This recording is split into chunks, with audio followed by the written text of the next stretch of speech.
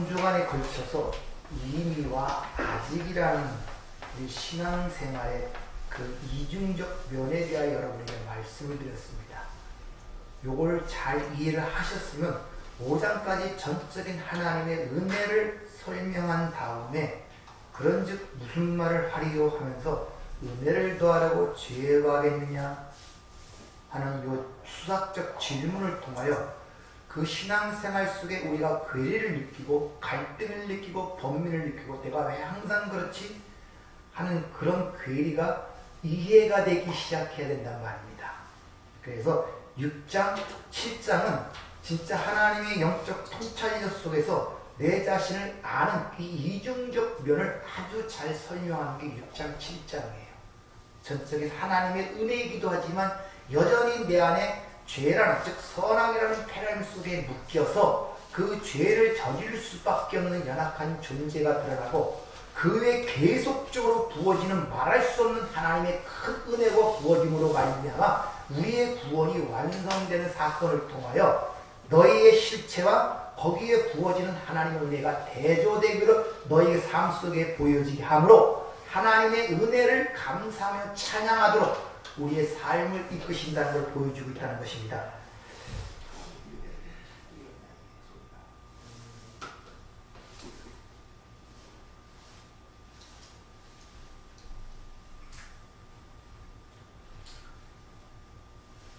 그렇게 우리가 그러면 전혀 은혜로 구원을 받았으면 은혜의 왕노릇 하는 가운데 오직 하나님의 은혜로 구원을 받았다면은 그럼 우리가 이제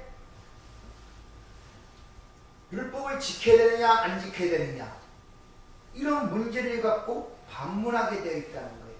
그러니까 여러분들이 제가 설명하는 은혜의 복음을 올바로 이해하게 됐으면 오늘 첫 절에 나오는 은혜를 더하려고 죄에 거할 수 있느냐 다시 말하면 죄가 넘치는데 은혜가 더하니까 그럼 죄를 져도 되느냐 이런 질문이 반드시 나와야 된다는 거예요. 그래야 내가 은혜의 복음을 제대로 이해한 결과가 되는 거예요.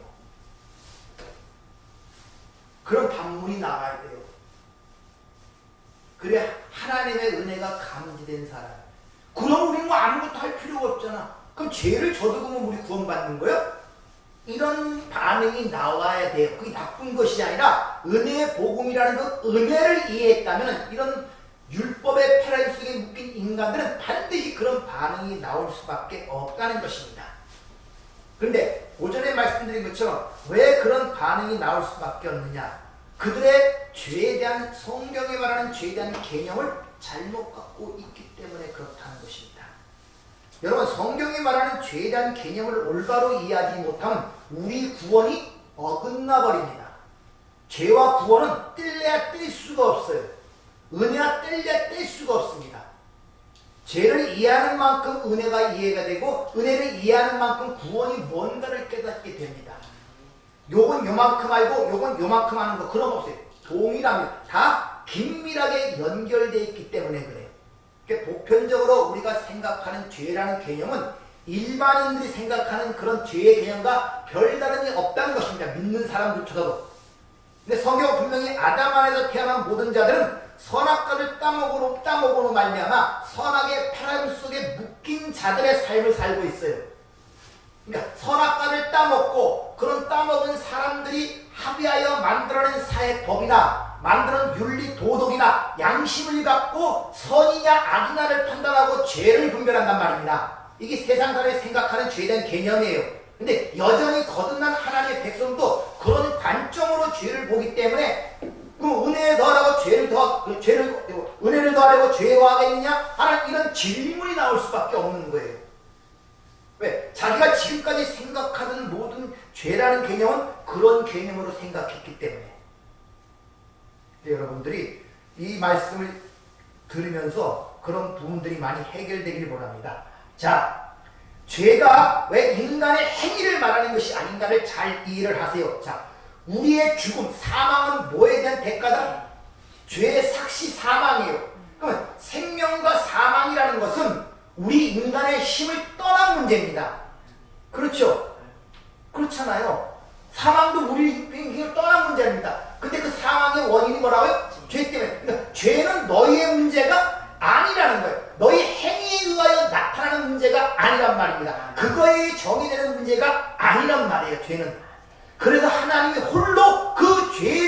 해결하시고 은혜로 값없이 구원이라는 걸 주셨단 말입니다. 너희가 그 죄라는 문제를 해결할 수 있었으면 하나님의 아들이 이 땅에 오실 필요가 없죠.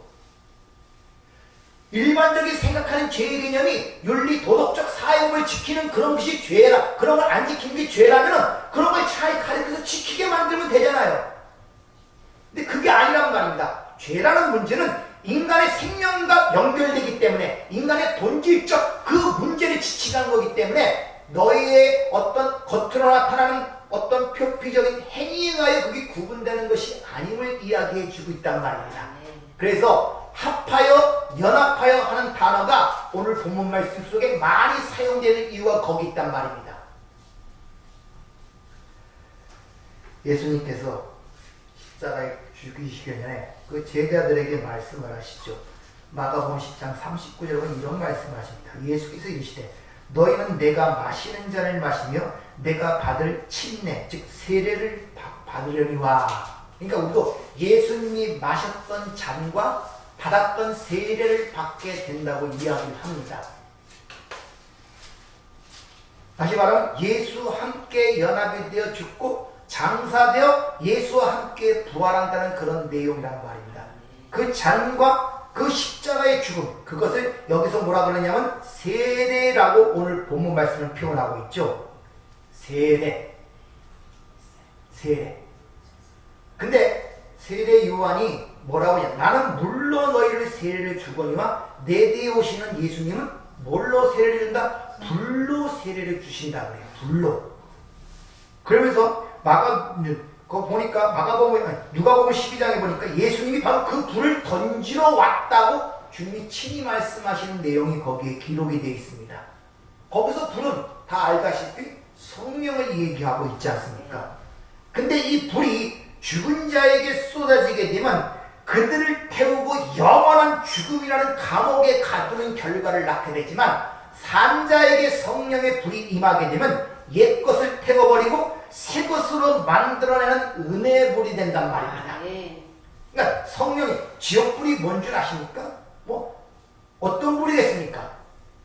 성령불이에요. 지옥불이 죽은 자들에게는. 우리는 은혜의 불이 되지만 뭐 우리가 생각하는 다른 불이 아니란 말입니다. 불은 성령의 불밖에 없다는 것을 여러분이 아시길 바랍니다. 그래서 불이 떨어지게 되면 반드시 두 개의 세계, 즉 하나로 있던 것이 두 개의 세계로 갈라지게 돼 있어요. 반드시. 하나가 떨어지면 둘로 갈라져요. 말씀이 떨어지면 둘로 갈라지게 돼 있습니다. 즉 산 자들의 세계와 죽은 자들의 세계가 완전하게 분리가 돼요. 그러면서 예수님이 그 이야기를, 그래서 세례 불을 던지러 왔다면서 바로 그 뒤에 이어지길 분쟁의 이야기로 이어지는 것입니다. 그 내용이 누가복음 12장 49절부터 기록되어 있는데 한번 들어보세요. 내가 불을 땅에 던지러 왔노니 이 불이 이미 붙었으면 내가 무엇을 원하리요? 나는 받을 세례가 있으니 그것이 이루어지기까지 나의 답답함이 어떠하겠느냐? 내가 세상에 화평을 주려고 온 줄로 아느냐? 내가 너희에게 이르노니 아니라 도리어 분쟁하게 하려 함이로라. 이후부터 한 집에 5사람이 있어 분쟁하되 셋이 둘과 둘이 셋과 하리니 아버지가 아들과 아들이 아버지와 어머니가 딸과 딸이 어머니와 시어머니가 며느리와 며느리가 시어머니와 분쟁하리라 하시니라. 이렇게 불을 던지게 되면 완전하게 갈라지게 됩니다. 세상에서는 가족적 관계, 혈육적 관계가 가장 긴밀하잖아요. 그래서 물보다 피가 진하다 그런 말을, 그것마저 갈라지게 됩니다. 성령의 불이 오게 되면. 그런데 한쪽에 죽은 자들의 세계에서는 그 죽은 자들의 세계의 특징이 뭡니까? 자기의 영광을 위하여 자기의 행위와 가치를 두고 온갖 수고와 노력을 당해서 그 행위들이 나를 위한 어떤 결과를 산출하도록 하는 것이 죽은 자들의 세계란 말입니다. 즉 나의 영광을 위해서 모든 시도와 동기가 부여되는 거예요. 남을 위한 것이 아니라 나를 위한 것. 이게 죽은 세계자들. 근데 주님은 그것을 무익하다 그래요. 그걸 다른 말로 육이라 그런 것입니다. 성령이 없는 자들, 육에 속한 자들. 창세기 6장에 보면은 성령이 떠나자 그들이 하나님 앞에 용사로, 니무롯 같은 용사로, 유명한 자로 쓰고자 원하죠. 이것이 죽은 자들의 세계란 말입니다. 근데 그러한 자들 가운데 하나님의 불강력적 은혜가 임해서 눈과 귀가 열리는 자들이 생기게 된단 말입니다. 그러면 생기게 되는 그들은 뭘 깨닫게 되느냐? 그들과 같은 상황에서 같은 문제를 당하면서 그걸 역설적 거꾸로 보게 됩니다. 올바르게 보기 시작한단 말이에요. 눈과 귀가 열려서. 그러니까 자기의 영광을 위해 살고 있던 죽은 자의 세계에서 살던 그 시대에서 하나님의 은혜의 눈과 귀가 열리게 되면 그 방향이 바꿔지는 거예요. 누굴 찾게 됩니까? 하나님을 찾게 되는 것입니다. 그리고 하나님의 일과 하나님의 하신 일에 대하여 삶의 우선순위가 생기게 돼요. 우선순위. 요한복음 아니 마태복음 6장 34절 먼저 그 일을 구하라 그러죠. 우선순위가 변하게 돼요. 우선순위가. 이게 산자의 특징이란 말입니다. 그래서 구약에서 보면 여호와께 은혜를 입었던 노아의 삶이 어떻게 변하니까 이제 120년 동안 방주를 짓는 일에 모든 것이 올인이 되는 거예요. 삶이 바뀌어버려요. 그 우선순위가 바뀐다니까요. 우리가 오해하죠. 우리는 죽음을 갖고 태어난다. 다시 말하면 쉬운 말로 사형 선고를 받고 있는 자들로 태어납니다. 왜? 죄인으로 태어나니까. 죄의 삭은 사망 아닙니까? 그러니까 모든 자들은 다 쉬운 말로 세상에 이해하던 사형수들이에요. 너도 사형수, 너도 사형수. 예외가 없어요. 그래서 죄의 삭은 사망이라는 거예요. 따라서 태어나서 1살이 돼서 죽든지 교통사고로 죽든지 90, 100살에 서서 병들어 죽든지 늙어 죽든지 죽음은 다 뭐에 대한 결과다?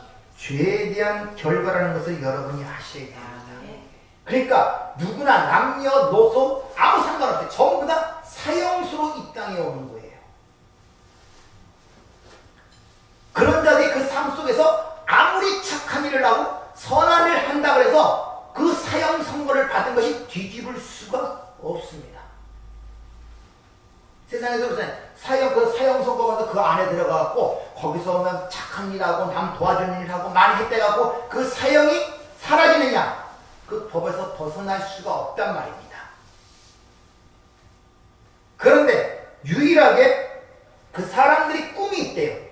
그 사람이 가장 많이 그 교도관들의 증거나 간증을 들어보면 그 사형 선고를 앞둔 자들이 가장 그 꿈이 뭐냐? 죄를 짓기 전에로 돌아가는 것이랍니다.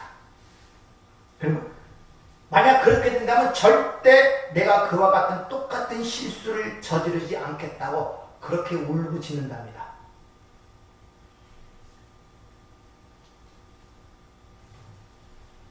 평소에 죽음이라는 문제를 밖에서 생각할 때는 그렇게 감각이 안 와요. 근데 실제 문제가 될 때 얼마나 그게 충격으로 오는지 아십니까? 그래서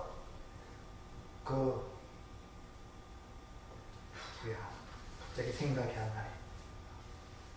베토벤의 제5 교향곡이 운명교향곡. 그 첫 번째 시작하는 게 빠바바바 빵 이렇게 임팩트가 주어지죠. 갑자기 어느 날 갑자기 그게 나한테 들어. 그만큼 사망, 죽음이라는 것은 가장 무서운 것이란 말입니다. 그래서 성경에서도 맨 마지막에 멸망될 원수가 누구냐? 사망이라고 그렇게 이야기를 하고 있단 말입니다. 그런데 유일하게 살아나는 방법은 세상 마찬가지죠. 최고 지도자, 대통령에 의해 사면이 떨어질 때입니다. 내일 죽을지 모레 죽을지 사형 선고를 받은 그들에게 어느 날 갑자기 사면장이 떨어지는 거예요. 사면을 받게 되는 거예요. 그럼 그 감옥에서 나오게 되는 거예요. 다른 말로 법 아래서 나오게 되는 거예요. 해방이 되는 거예요. 감옥을 나오는 그를 붙잡을 수가 없어요. 이게 은혜의 왕노릇이에요. 은혜가 죄를 이긴다니까요. 바로 법 아래서 은혜 아래로 옮겨지는 것을 그렇게 이야기를 하고 있단 말입니다. 이제는 그가 과거에 사형 선고를 받았던 그 죄가 사면을 받고 난 그를 올가맬 수가 없습니다.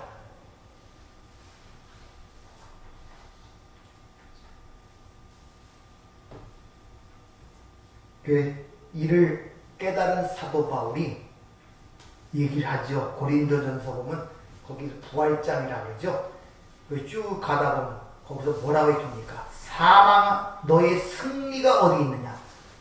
너의 쏘는 것이 어디 있느냐? 자기는 사면을 받았거든. 은혜 아래로 옮겨졌거든요.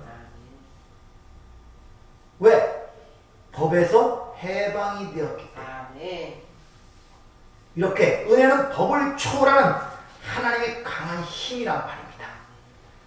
그런데 그의 그런 은혜를 입어서 감옥에서 나온 자가 다시 내가 이제 자유롭게 됐으니 죄를 마음대로 지어야지 이렇게 나오겠습니까? 이 사람은 자신이 감옥에 있었다는 사실조차도 자기가 사형수라는 사실조차도 모르는 자예요. 그런 말을 하면. 그래서 자인식이 그만큼 중요한 것입니다. 그러니까 우리는 은혜로 받았으니까 이제 죄를 져도 되겠네 하는 그 말이 뭐냐? 내가 은혜로 구원받았다는데 구원받기 전에 나의 실태와 상태를 모르는 거예요. 감옥에 갇혀있다는 사실 자체도 몰랐고 내가 사형수로 태어났다는 사실도 몰랐고 그런 자체를 몰랐단 말이에요. 그를 죽은 자라고 하는 것입니다. 자기가 사형수 알고 감옥에서 뼈저린 경험을 했단 말입니다. 그 사형을 앞두고 살아가는 그 심정과 자기의 죄에 대한 철저한 통회와 그 한탄함. 근데 어느 날 갑자기 사면장을 떨어서 사면을 받고 나왔는데 어찌 내가 죄로 들어가 그걸 다시 씻겠다는 이야기가 나올 수 있겠냔 말이에요. 모르는 거란 말입니다. 그것은. 오히려 죄라고 얘기하면 치를 떠는 거예요. 그래서 사형수 같은 사람들이 그 죄를 짓기 전에 이전 상태로 돌아간다면 절대 그 죄를 짓지 않겠다고 철저하게 울부짖는 모습이 나오는 것입니다. 성경에서는 반드시 그런 지향성과 지향점이 나오는 거예요. 비록 가다 실수해서 죄를 지을 수 있어도 절대 그것을 좋아서 지지는 않습니다. 근데 여기까지는 좋은데 문제가 있단 말입니다. 왜? 이 역사 속에서 구원받은 성도 역시 아직도 이 사망의 몸이라는 칭하는 육신을 입고 그 육신 속엔 태생적으로 선악이라는 패러다임의 원리가 작동하고 있단 말입니다. 이게 몸속에 뼛속까지 되어 있단 말입니다. 이것이. 그러니까 모든 걸 법으로 받는 그것 때문에 은혜로 주어졌어도 은혜를 또한 조금 있으면 법으로 보기 시작합니다. 이제 은혜가 요구하는 또 다른 법으로 인식하여 내가 그것을 이제 무엇을 해야겠다는 식으로 자신을 옥매기 시작하는 거예요. 첫 은혜 받으면 내가 하루에 기도를 3시간씩 하고 성경 5장씩 보고 전도를 하루에 뭐 하고 스스로 그렇게 그 은혜를 보답하고자 법을 만들어 자기를 구속하기 시작해요. 이게 태생적인 인간의 한계란 말입니다. 그래서 하나님께서 너에게 영생을 값없이 주었다, 자유를 주었다, 평강을 주었다 하지만 순간순간마다 나에게 덮쳐오는 불안감과 두려움과 의심스러운 마음이 계속해서 나를 갈등으로 몰아가는 것입니다. 이미 받고도 그런 내용들이 생긴단 말이에요. 어쩔 수가 없어요. 그래서 은혜 아래서도 항상 그전과 똑같은 분주한 삶이 돼요. 쉼이라는 게 없어요. 계속 움직여야 마음이 편해.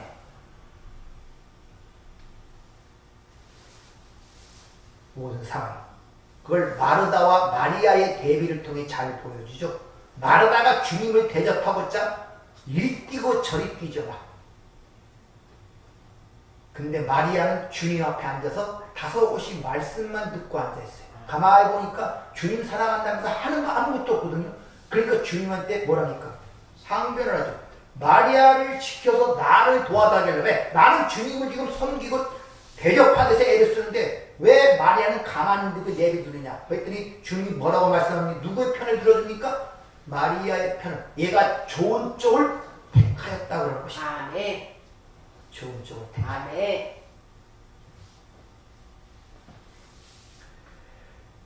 그런데 하나님의 백성들은 그런 율법을 통한 그런 과정을 반드시 통과할 수밖에 없는 거예요. 왜? 내가 사망의 몸, 이 죽은 몸이라는 사실을 깨닫기 위해서. 아멘. 절감하게 만들도록 위해서. 안 그러면 계속 내가 괜찮은 사람으로 생각해야 한단 말입니다. 그래서 하나님께서 오늘 죄의 종로로 타지 않기 위해서는 그 죄의 종로로 타는 종이 죽으면 돼요. 그 죄라는 왕이 왕노를 못합니다. 죽은 자에게 어떻게 왕노 못합니까? 따라서 죄에서 해방시킨다는 그 의미는 우리를 하나님께서 이 역사 속에서 어디로 끌고 간다? 십자가로 죽이는 데로 끌고 가는 거예요. 왜? 죄의 종로로 못하도록. 아멘. 그러니까 성도들은 이 역사 속의 종적 지점이 십자가가 맞는 것입니다, 여러분들. 아멘.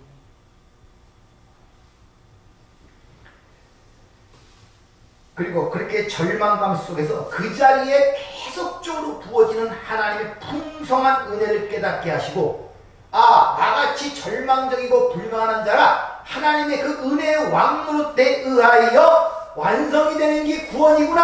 아, 하나님 그 은혜 참 감사합니다. 이거 원하는 거예요. 하나님. 그걸 원한다니까요.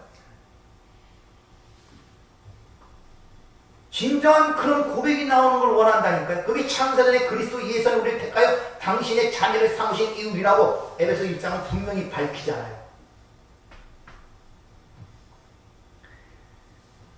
이런 여정 속에서 하나님께서 말씀을 통하여 믿음을 통하여 하나님의 언약의 현실이 무엇인가를 차근차근 우리를 이해시키고 설명해 가시는 것입니다.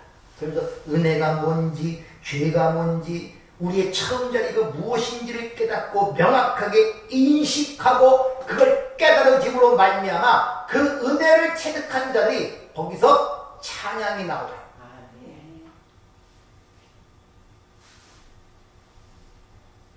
그래서 믿는 자들은 신앙생활을 오래하고 심은 갈수록 돌이켜보면 다 은혜라는 것을 깨닫게 됩니다. 아멘. 굽이굽이 내가 살아온 것이 아니라 아, 은혜였구나. 아멘. 그래서 하나님께서 우리 삶 속에 좋은 것만 허락하시는 것이 아니라 때로는 죄를 짓도록 허락하시는 거예요. 마치 탕자가 아버지 유산, 아버지도 죽기 전에 유산을 달라고 해서 세상으로 나가죠.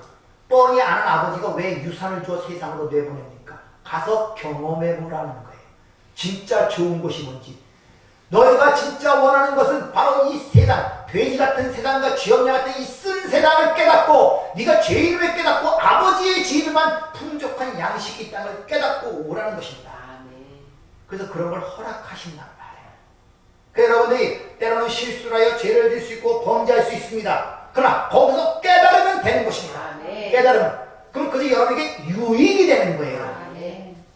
그런 의미로 주어지는 것이지 우리가 그 전에 믿기 전서부터 세상이 좋아하는 그런 의미 속에서 죄를 저지르는 것이 아니란 말이에요. 이를 통하여 그 부족한 우리 위에 쏟아지는 하나님의 은혜와 긍휼하심이 얼마나 큰지를 확실하게 깨닫고, 탕자가 먼저 돌아오면서 아버지를 발견했으니까 아버지가 탕자를 모여가였습니다. 아버지가 먼저 발견했어요. 아멘. 누가 더 애타게 기다렸습니까? 아버지. 아버지가 애타게. 아멘. 그걸 알아요. 아멘.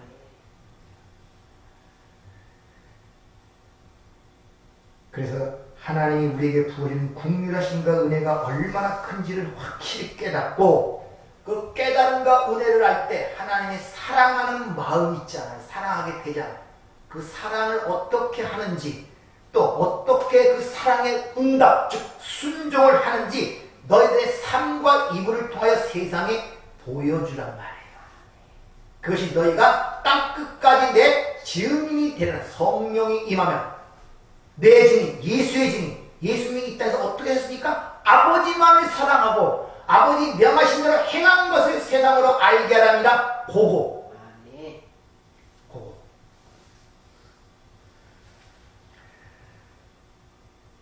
우리는 예수와 함께 십자가에 죽어 이제 죽음과는 상관없는 영적 상태에 도달했다는 것을 여러분이 잊지 마시길 바랍니다.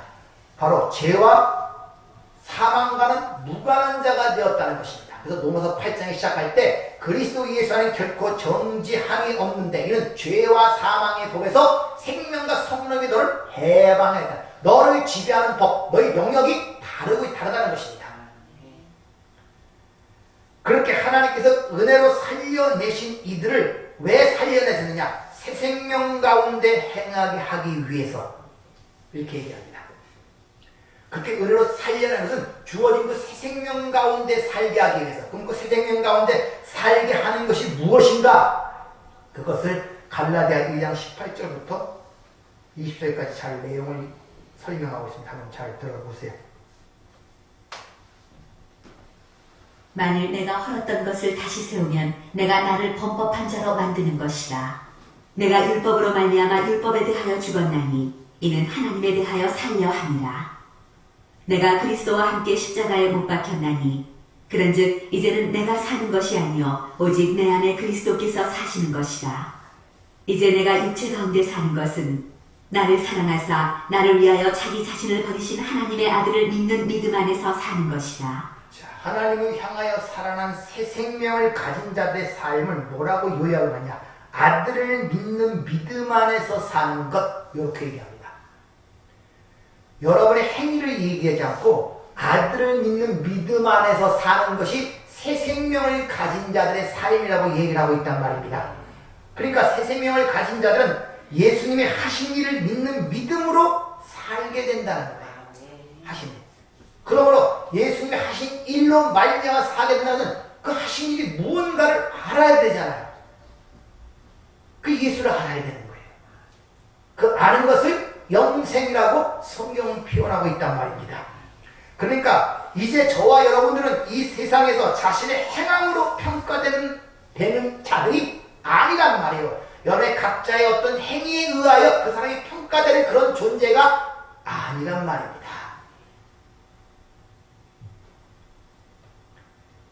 우리에게는 이미 값없이 영생이 주어져 있다고 성경은 이야기하고 있단 말입니다.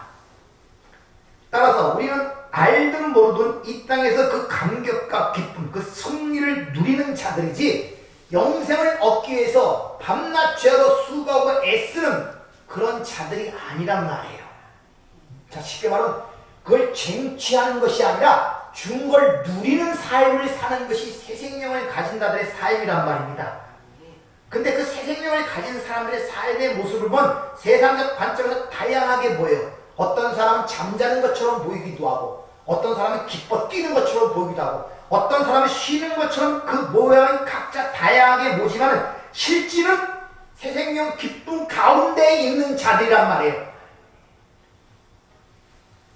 다 똑같이 거듭나지만 그걸 인지하고 감지하는 건 각자의 수준이 있어요. 기간이 있고 때가 있단 말입니다. 왜? 그걸 통해 하나님의 뜻을 이루기 때문에 똑같이 태어났다고 똑같은 쌍둥이같이 만들지 않는단 말입니다. 어떤 사람은 팔로 태어났기 때문에 팔의 역할을 하기 위해서 좀 더 시간이 걸릴 수가 있고, 어떤 사람은 또 눈으로 태어났기 때문에 눈을 사용하면서 좀 더 시간이 더 걸릴 수도 있고, 어떤 건 필요한 심장 같은 건 태어날 때부터 완벽한 것 갖고 태어나서 그 생명을 유지할 필요가 있고, 각자의 그런 모습을 가지고 있듯이 그렇게 되지만 똑같이 그 사람들이 철이 들고 시간이 갈수록 지식이 깊어질수록 한 가지로 통일되는 거예요. 뭡니까? 몸을 위하여 모두가 존재하는 거예요. 다시 말하면 그 은혜를 찬송하는 한 가지 목적으로 연합이 된단 말입니다. 이것이 그것을 성경은 건강하다 그러는 것입니다. 신앙적으로. 그런 자들은 삶 속에서 뭐가 나온다? 감사가 나오는 거예요. 그래서 첫 번째가 기도하라. 쉬지 말고 기도하라. 범사에 감사를 나오는 거예요. 아멘. 범사에. 아멘. 요거 감사, 저거 감사가 아니라. 왜? 감사에 너희를 향하신 하나님의 뜻이기 때문에. 아멘. 그래서 감사는 해도 되고 안 해도 되는 것이 아니에요. 그래서 감사는 반드시 내가 주의를 기울이고 애를 쓰고 찾고 해야 되는 문제란 말입니다. 그래서 은혜를 발견해야 되는 거예요. 미래에 살아보지 못한 것은 발견치 못하지만 살아온 경험을 통해서 볼 때는 알 수 있단 말입니다. 아멘.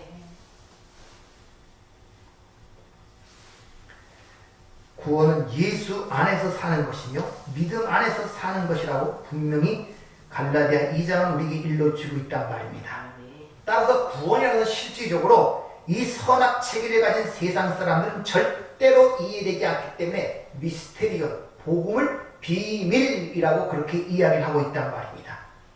따라서 이것은 인간의 어떤 것도 개입이 되지 않는 오직 하나님의 전적인 희생과 봉사와 섬김과 사랑과 은혜로 인하여 이루어진다는 그 구원의 현실을 알면 알수록 그 앞에서 자만해지는 것이 아니라 뭡니까? 두렵고 떨림으로 서게 돼요.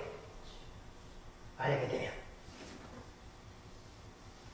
여러분들 부모에 대한 철이들어 사랑을 깨닫게 되면 그 앞에 어린아이와 같은 자만하게 됩니까?